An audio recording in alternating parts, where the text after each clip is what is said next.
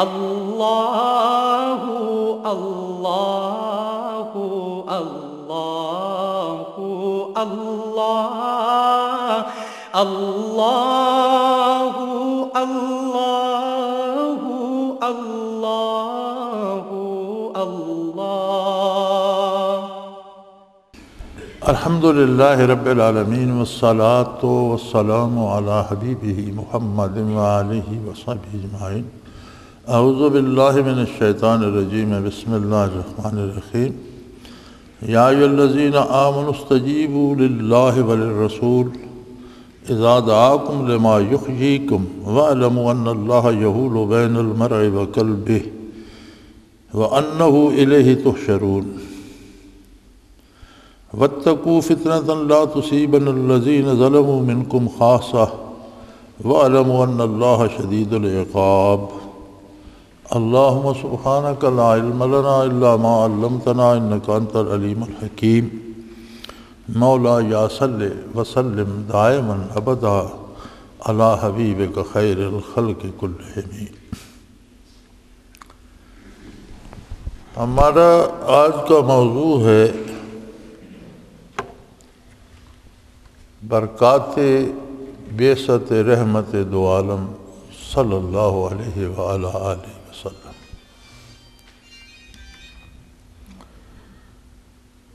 حضور اکرم صلی اللہ علیہ وسلم کی ذات والا صفات سے دو قسم کی برکات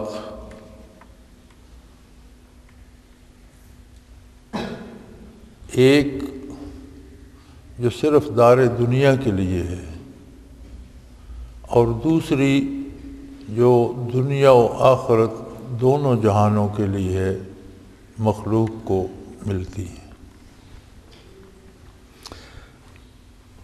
حضور کے بارے ارشاد ہے صلی اللہ علیہ وآلہ وسلم، وما ارسلناک الا رحمۃ للعالمین، ہم نے آپ کو تمام جہانوں کے لیے رحمت بنا کر بھیجا۔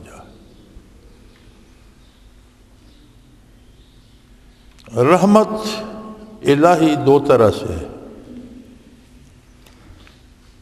اللہ کے دو نام الرحمن الرحیم دونوں رحمت سے مشتق ہیں۔ رحمان اور رحیم میں فرق یہ ہے کہ رحمانیت ایک وقتی صفت ہے، ایک خاص وقت تک کے لیے۔ رحمان جیسے عربی میں کہتے ہیں عطشان، سخت پیاسا آدمی ہو تو کہتے ہیں عطشان، یہ بہت زیادہ پیاسا ہے، لیکن پیاس دائمی صفت نہیں ہوتی، وقتی صفت ہوتی ہے۔ اگر اسے پانی مل جائے پیاس ختم ہو جائے۔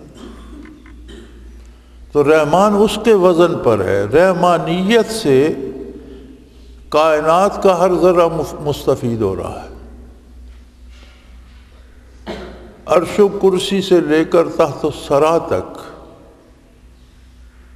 آسمانوں میں، زمینوں میں، فضاؤں میں، سیاروں میں، ستاروں میں، خود سیاروں، ستاروں، آسمانوں، زمینوں، عرش و کرسی، جنت دوزخ کا وجود، ہر چیز کا وجود خود رحمت الہی کا مظہر ہے۔ اس کی رحمت سے اس کو وجود ملا ہے۔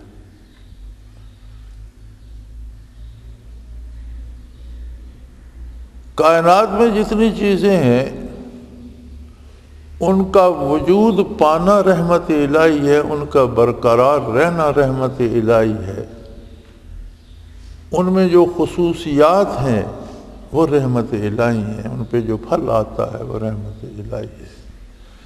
جانور، چرند، پرند، ہر چیز میں اس کی رحمت کا، لیکن یہ رحمت الرحمن سے مشتق ہے، یہ رحمانیت ہے۔ دوسرا شعبہ رحمت کا الرحیم، یہ جیسے عربی میں کہتے ہیں الحکیم، فہیم، حکیم، تو یہ اوصاف اگر کوئی دانا ہے تو یہ دائمی صفت ہے، عارضی نہیں ہے۔ یہ کسی طرح ختم نہیں ہوتی جب تک وہ زندہ ہے، وہ تو حکیم ہے تو حکیم ہے۔ تو رحیم جو شعبہ ہے رحمت کا، رحیمیت جو ہے، یہ نہ ختم ہونے والی ہے دو عالم۔ رحمانیت سے حصہ کافر کو بھی ملتا ہے، مشرک کو بھی ملتا ہے، گناہگار بدکار کو بھی ملتا ہے، ہر ایک کو ملتا ہے۔ کافر اور مشرک کو بھی وجود ملتا ہے، زندگی ملتی ہے، آنکھیں ملتی ہیں، سمع و بصارت ملتی ہے، حواس خمسہ ملتے ہیں، اولاد ہوتی ہے، مال و دولت ہوتا ہے، حکومت مل جاتی ہے۔ یہ ساری کیا ہے؟ یہ رحمانیت کے مظاہر ہیں۔ اس کے پاس یہ نعمتیں تب تک ہیں جب تک یہ دنیاوی زندگی اس کی باقی ہے۔ جب موت آئے گی یہ ساری نعمتیں منقطع ہو جائیں گی، اور چونکہ وہ ایمان نہیں لایا، رحیمیت سے اس کے پاس کوئی حصہ نہیں، وہ خالی ہاتھ ہو جائے۔ حضور رحمت للعالمین ہیں، تو آپ کے وجود عالی سے یہ دونوں طرح کی رحمتیں جو ہیں یہ حاصل ہوتی۔ ہمارے ہاں رواج ہو گیا ہے میلاد منانے کا۔ ایک بات میں عرض کر دوں کہ حضور اکرم صلی اللہ علیہ وسلم کا ذکر خیر ہو، آپ کی ولادت بسعادت کے متعلق ہو، آپ کی کسی صفت کے متعلق ہو، آپ کے معجزات سے متعلق ہو، آپ کی برکات کے متعلق ہو، آپ کے لباس عالی کے متعلق ہو، آپ کے خاندان عالی کے متعلق ہو، کسی شعبے میں حضور اکرم صلی اللہ علیہ وسلم کا ذکر خیر و برکت اور رحمت الہی ہے۔ اس کے لیے نہ کوئی دن مخصوص ہے، نہ کوئی مہینہ مخصوص ہے، نہ کوئی لمحہ مخصوص ہے، بلکہ زندگی کے ہر لمحے میں جتنا ذکر محمد صلی اللہ علیہ وسلم کیا جائے اتنا ہی نور علی نور ہے۔ لیکن ایک بات یاد رکھیں، ذکر خیر ہو محمد الرسول اللہ صلی اللہ علیہ وسلم کا تو اس کا ادب و احترام بھی اسی طرح واجب ہے جتنی حضور کی عظمت ہے۔ یہ جو طریقے ہم نے بنا لیے ہیں نا کہ بازاروں میں جلوس اور جشن اور پٹاخے چلانا اور شور شرابے اور قلقلے، یہ سب حرام ہیں، یہ خلاف ادب ہے۔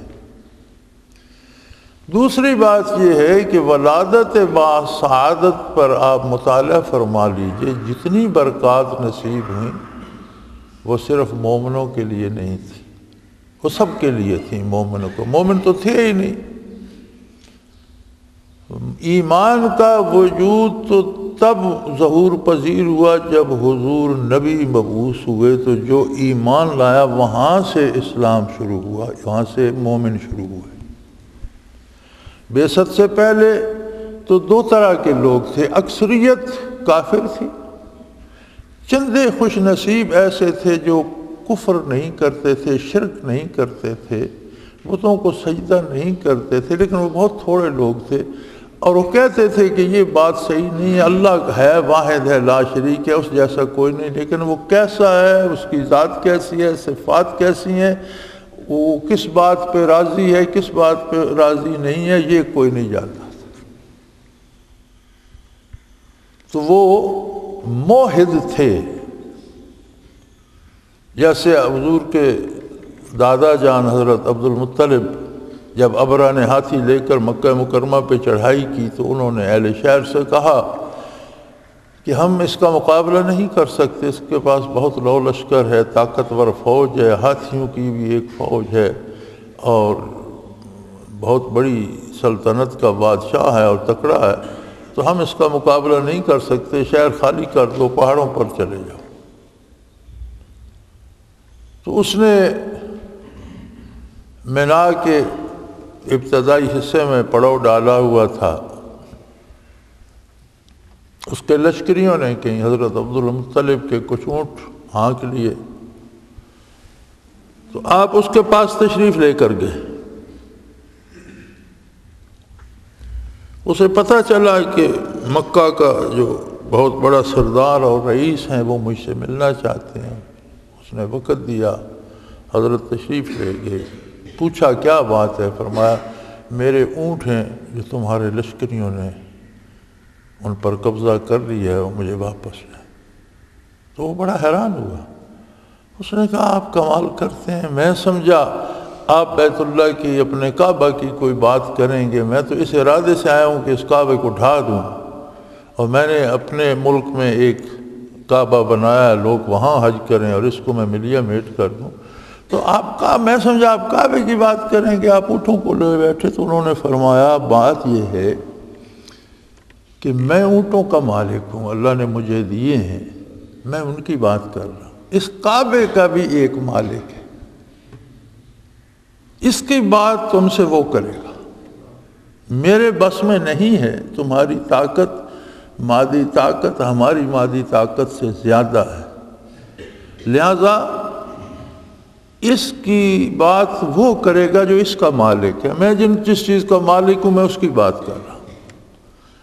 تو جب شہر خالی کیا جا رہا تھا تو آپ نے سرداران قریش کو جمع کر کے کعبۃ اللہ میں دعا کی تھی، اور اس میں بڑی خوبصورت دعا ہے، ملتی ہے سیرت کی کتابوں میں کہ اللہ تو مالک ہے، تو واحد ہے، لا شریک ہے، یہ تیرا گھر ہے، وہ ایک مشرک ہے، کافر ہے، وہ تیرے گھر کو ملیا میٹ کرنا چاہتا ہے، ہمارے پاس وہ وسائل نہیں دیے تو نے کہ ہم اس کا مقابلہ کریں، لہذا تو کرم کر اور اپنے گھر کی حفاظت خود فرما۔ اس کا مطلب ہے کہ حضرت عبد المطلب موحد تھے، مشرک نہیں تھے، لیکن صرف یہ جانتے تھے کہ اللہ جیسا کوئی دوسرا نہیں، وہ واحد ہے، وہ کیسا ہے، کہاں ہے، اس کی عبادت کیسے کرنی ہے، کس کام سے اس نے روکا ہے، کون سا کام کرنے کو یہ کوئی نہیں جانتا تھا۔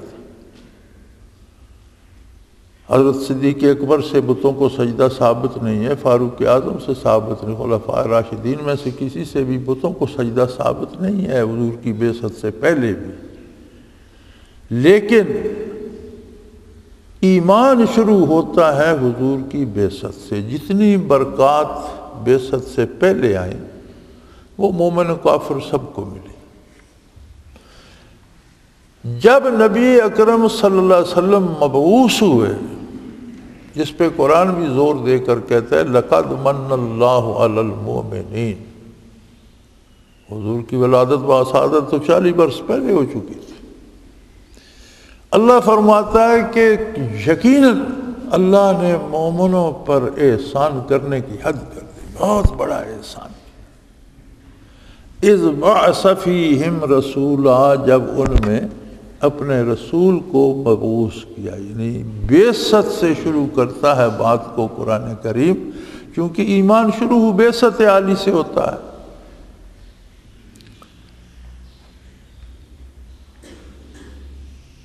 تو برکات بعثت شمار نہیں کی جا سکتی، اگر ایک ایک کر کے کوئی گننے لگے تو وہ گن نہیں سکتا۔ ایک بنیادی بات اس محدود وقت میں عرض کرنا چاہوں گا، جس کی طرف قرآن کریم نے بڑا واضح تاکیدی اور بہت زیادہ تاکیدی حکم دیا ہے کہ بعثت ہو گئی، بعثت کے بعد اب برکات بعثت کی تقسیم شروع ہوئی۔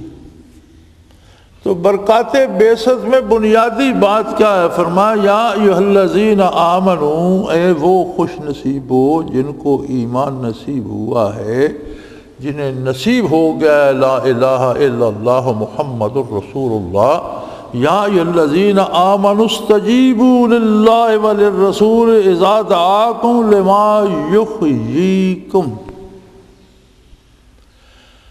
اے ایمان والو فوراً قبول کرو، استجیبو فوراً قبول کرو، اذا دعاکم استجیبو للہ وللرسول، اللہ اور اس کے رسول کی بات فوراً قبول کرو، سستی نہ کرو، کاہلی نہ کرو، دیر نہ لگاؤ۔ اللہ کی بات کیسے پہنچے گی؟ ایک ہی ذریعہ ہے کہ اللہ کی بات اس کے رسول کے ذریعے سے پہنچے گی، ہر بندہ تو اللہ کی بات براہ راست نہیں سن سکتا، یہ منصب صرف نبی اور رسول کا ہے۔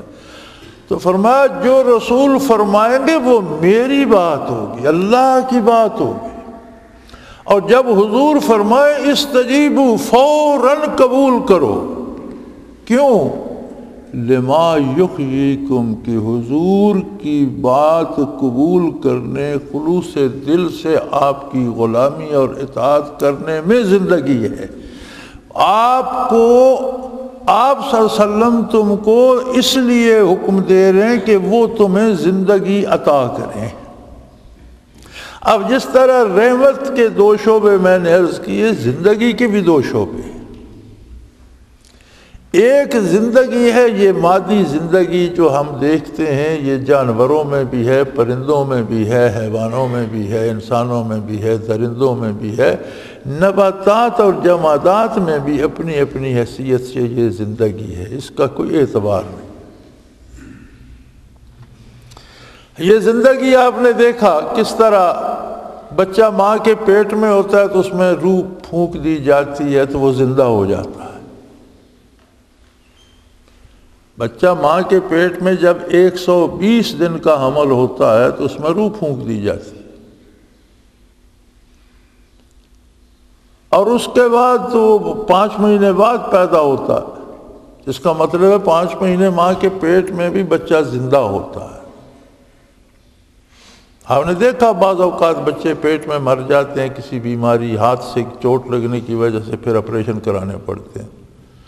تو بچہ ماں کے پیٹ میں بھی زندہ ہوتا ہے، وہ زندگی مکمل تو نہیں، نہ وہ باہر کا کھانا کھاتا ہے، نہ بات کرتا ہے، نہ باہر کی ہوا ہے، نہ پیٹ کی پردوں کے ظلمات فوق بعض، تاریکیوں پر تاریکیاں ہیں جن میں وہ محفوظ ہے۔ پھر وہ پیدا ہوتا ہے تو بھی وہ زندہ ہے، لیکن نہ خوراک کھا سکتا ہے، نہ پانی پی سکتا ہے، نہ ہاتھ ہلا سکتا ہے، نہ مکھی اڑا سکتا ہے تو وہ زندہ ہے۔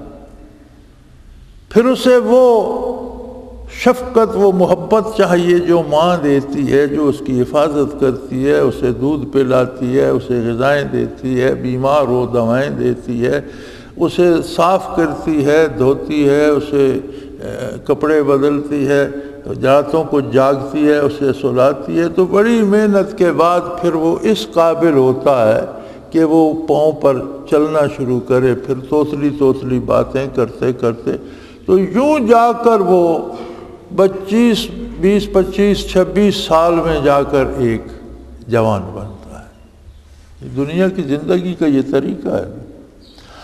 اب اگر عین جوانی اور عالم شباب میں بھی جب وہ پورا طاقتور ہو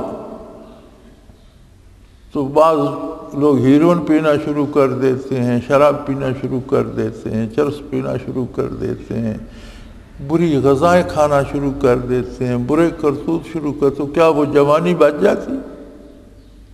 جوانی کو دیمک لگ جاتی، اور چندے بعد آپ دیکھتے ہیں کہ وہی گلیوں میں پڑے ہوتے ہیں آوارہ کتوں کی طرح، وہی کڑیل جوان بد پرہیزی سے پڑے ہوتے ہیں۔ ایک زندگی تو یہ ہے۔ ایک زندگی اور بھی ہے جو روح کی زندگی ہے، جو حقیقی زندگی ہے۔ روح کی حیات شروع ہوتی ہے ایمان سے۔ جس نے پڑھا لا الہ الا اللہ محمد الرسول اللہ، اس کی روح کو حیات مل گئی۔ جسے یہ کلمہ حق نصیب نہیں ہوا اس کی روح مردہ ہے، لیکن جب تک بدن سے الگ نہیں ہوتی اس کے پاس فرصت ہے کہ کبھی بھی کلمہ حق قبول کر لے، حیات پا جائے۔ اگر اس بدن پر موت وارد ہوگی اور روح کو بدن سے الگ کر دیا گیا تو پھر اس کا دروازہ بند ہو جائے گا، پھر وہ ہمیشہ ہمیشہ کے لیے معروم۔ اور اب شاعر نے کہا تھا وَأَجْسَامُهُمْ قَبْلَ الْقُبُورِ قُبُورُ، کہ یہ ان کے جسم جو ہے نا، موت سے پہلے، قبر میں جانے سے پہلے ان کے جسم قبریں ہیں، ان میں مردہ روحیں ہیں۔ یعنی خود قبر میں جانے سے پہلے ان کے جسم جو ہیں وہ روحوں کی قبریں بن رہی، چلتی پھرتی قبریں ہیں۔ قرآن حکیم کا تصور موت یہی ہے۔ قرآن اسی کو مردہ کہتا ہے جس میں ایمان نہیں ہے۔ اب جب رسول اللہ صلی اللہ علیہ وسلم کوئی حکم دیتے ہیں تو جس نے کلمہ پڑھا اس میں روح تو آ گئی، لیکن بچہ ہے نوزائیدہ، کلمہ پڑھے سال ہوا، 2 سال ہوئے، 4 ہو گئے، 10 ہو گئے، بچپن سے پیدا ہوا تو کلمہ نصیب ہو گیا۔ دے رسالت معاب میں تو یہ تھا، اب ہم خوش نصیب ہیں کہ ہمیں پیدائشی طور پر ہوش نہیں تھا تو بھی جیسے دنیا میں آئے تو کان میں اذان کی آواز پڑی، اشہد ان لا الہ الا اللہ اشہد ان محمد رسول اللہ، بڑی خوش نصیبی کی بات ہے۔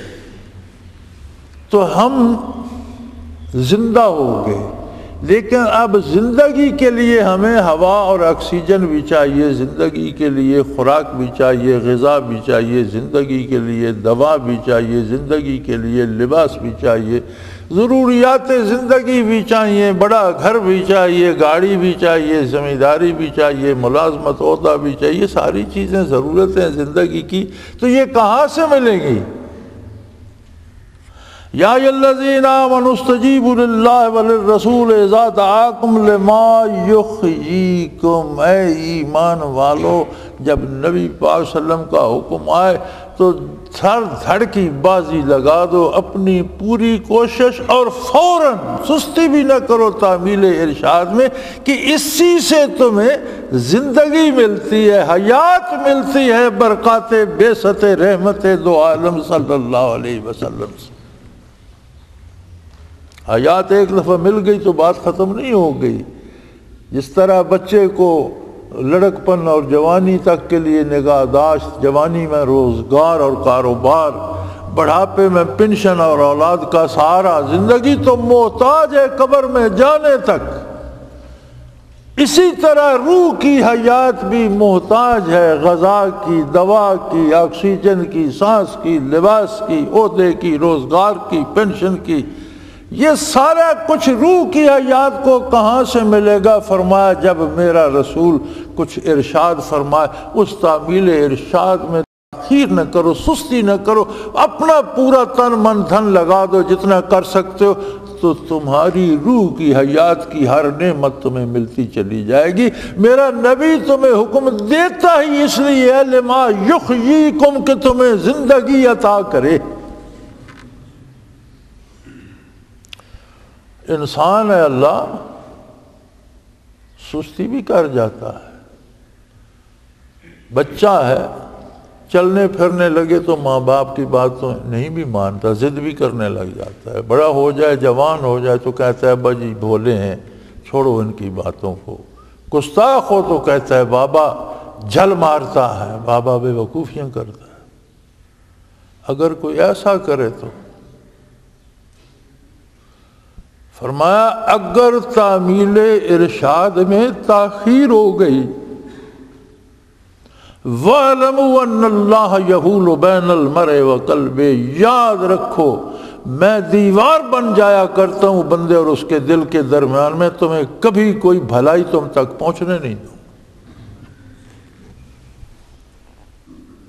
اور یہ نہیں فرمایا کہ تمہارے اور تمہارے دل کے درمیان دیوار بنا دوں گا، یہ نہیں فرمایا، ذرا غور فرمائیے۔ وَاعْلَمُوا أَنَّ اللَّهَ يَحُولُ بَيْنَ الْمَرْءِ وَقَلْبِهِ، یاد رکھو جو تعمیل ارشاد میں کوتاہی سستی کرے گا، بددلی سے تعمیل ارشاد بھی کیا لیکن بددلی سے ٹوٹل پورا، جیسے آج کل ہم نمازیں پڑھتے ہیں، بھاگتے دوڑتے آئے، چند چھینٹے اڑائے، کچھ گیلا کچھ ہاتھ پیر تر کیے، اور کچھ رکوع پورا کو آدھا کر کے ٹوٹل پورا کر کے بھاگ گئے۔ فرمایا جو اس طرح کرے گا تعمیل ارشاد، یہ بات یاد رکھو، میں میری ذات عظمت الہی اس کے اور اس کے دل کے درمیان دیوار بن جائے گی، کوئی برکت اس کے دل تک نہیں پہنچے گی، ایمان ضائع کر بیٹھے۔ یہ بھی نہیں فرمایا میں کوئی دیوار بنا دوں گا، رکاوٹ نہیں، فرمایا میں خود اللہ دیوار اللہ رکاوٹ بن جاتا ہے، حائل ہو جاتا ہے آدمی اور اس کے قلب کے درمیان۔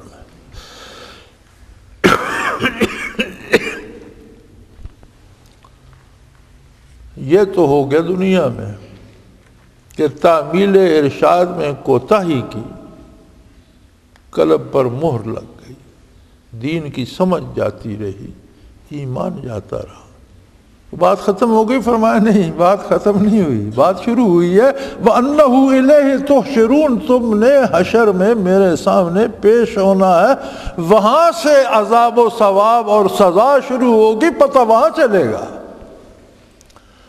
یہاں تو اتنا ہوا کہ میں تمہارے قلب کے اور تمہارے درمیان خود حائل ہو گیا کہ تم نے میرے نبی کی تعبیر ارشاد میں کوتاہی کی،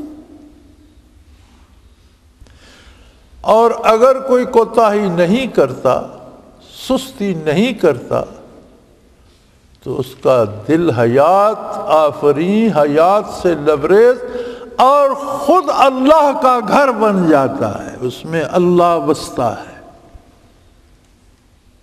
وہی دل زندہ ہے جو شخص تعمیل ارشاد کے لیے ہمہ وقت کمر بستہ رہتا ہے، اور اگر سستی کی تو یاد رکھو میں اللہ بندے اور اس کے دل کے درمیان حائل ہو جاتا ہوں، دیوار، خود کھڑا ہو جاتا ہوں، دیوار بن جاتا ہوں، کوئی رحمت کا ذرہ اس کے دل تک قطرہ نہیں پہنچتا۔ اور بات یہاں ختم نہیں ہوتی، یاد رکھو پھر تم نے میدان حشر میں میرے سامنے پیش ہونا ہے، پھر میں تم سے نمٹ لوں گا۔ اور دنیا میں بھی فرمایا آسودہ حال نہ رہو گے، جو میرے نبی کی بات نہیں مانیں گے۔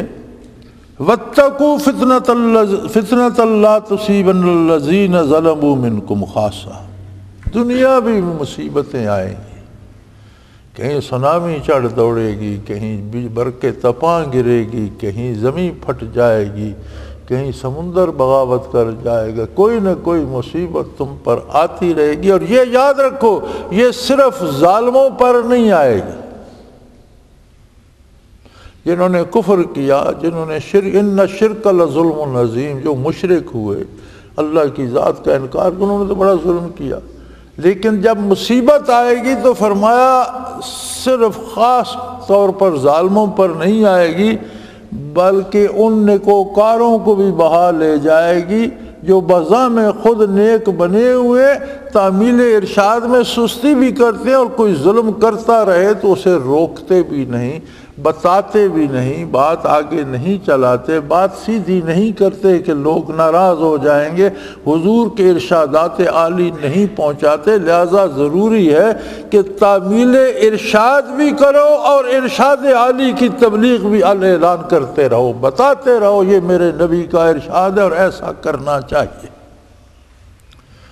اگر کوئی لوگوں سے ڈرتے ہوئے یا پیسے کے لالچ میں دین کی حقیقی بات نہیں کرتا، رلا ملا دیتا ہے، درمیان سے گزر جاتا ہے کہ کوئی بھی چور بھی ناراض نہ ہو، ظالم اور قاتل بھی ناراض نہ ہو، بدکار بھی ناراض نہ ہو، اور نیکوکار بھی خوش رہیں، فرمایا ان کو بھی ساتھ ہی جب یہ مصیبت آئے گی تو سب کو ساتھ لے جائے۔ مفسرین نے ایک بڑی خوبصورت مثال لکھی ہے، بڑی عجیب و غریب۔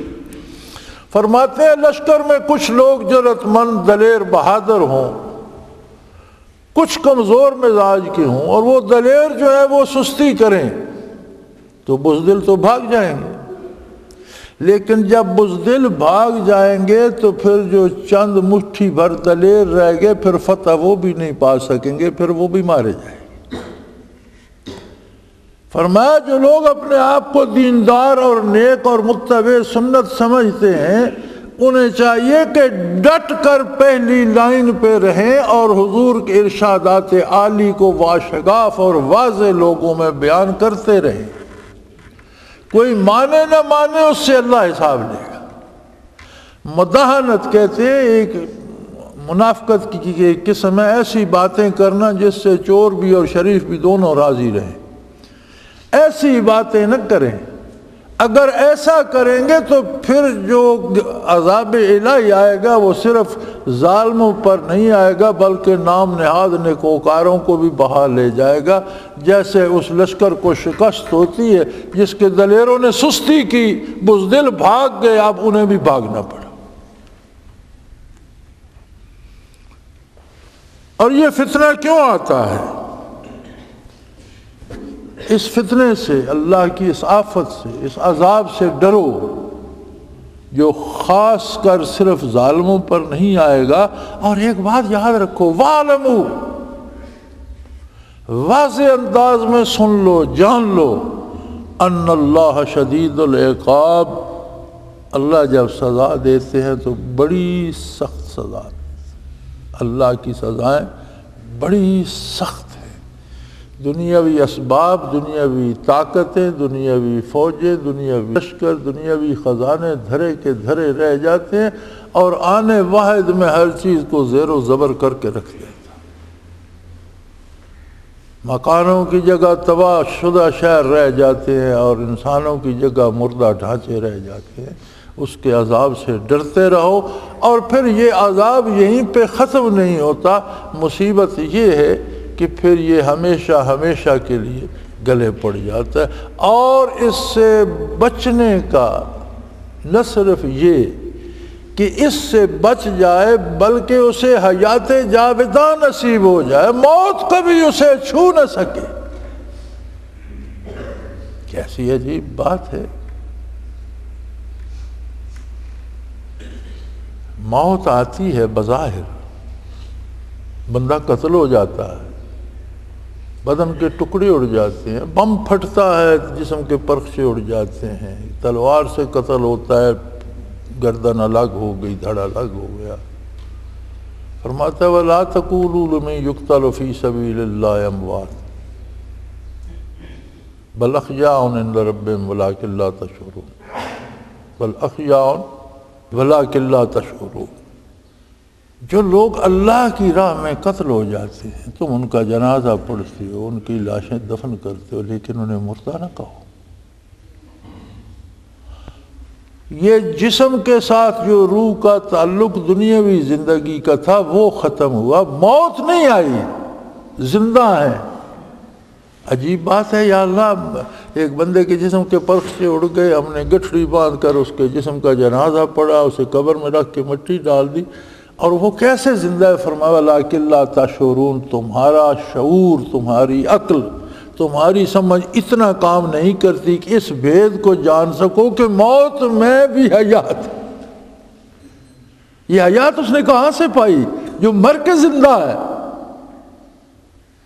اس نے لبیک کہا رسول اللہ صلی اللہ علیہ وسلم کے ارشاد پر، اور اس لبیک کے بدلے میں قتل ہوا۔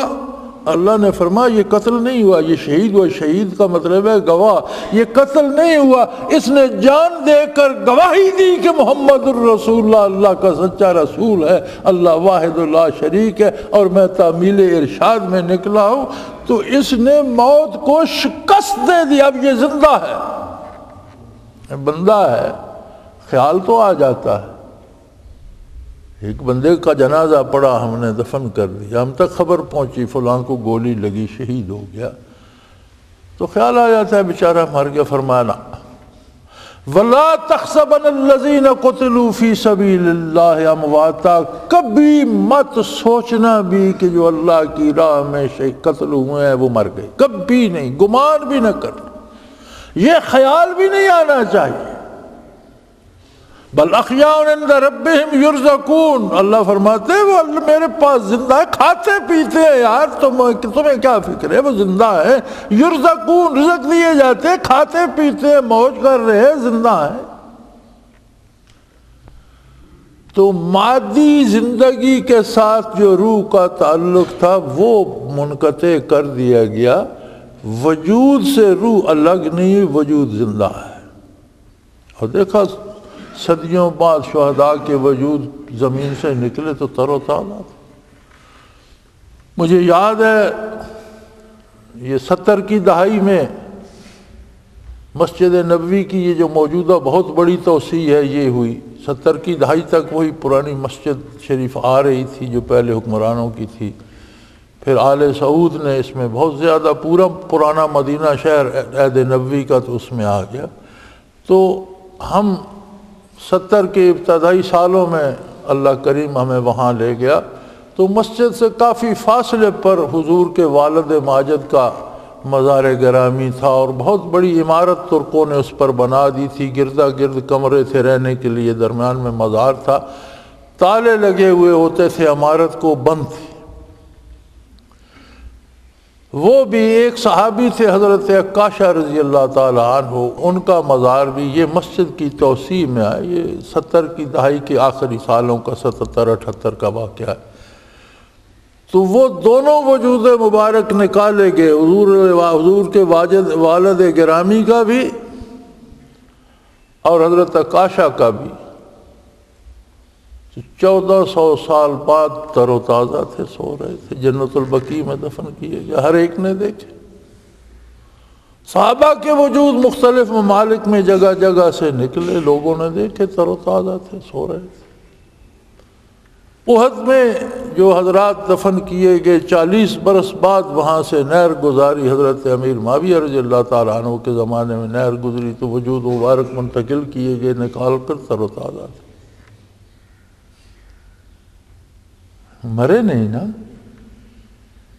زندہ ہے۔ بدن کے ساتھ جو اس روح کا وقتی جو زندگی مادی ہے دنیا کی جو تعلق تھا وہ منقطع کر دیا گیا، دنیا سے برزخ میں تشریف لے گئے، لیکن مرے نہیں۔ یہ زندگی کہاں سے ملی؟ برکات رحمت بعثت دو عالم صلی اللہ علیہ وسلم، برکات بعثت رحمت دو عالم صلی اللہ علیہ وسلم۔ آپ کی برکات کا احاطہ ممکن نہیں ہے، آپ جانے اور آپ کا پروردگار اللہ جانے اس کے حبیب کی شان کیا ہے۔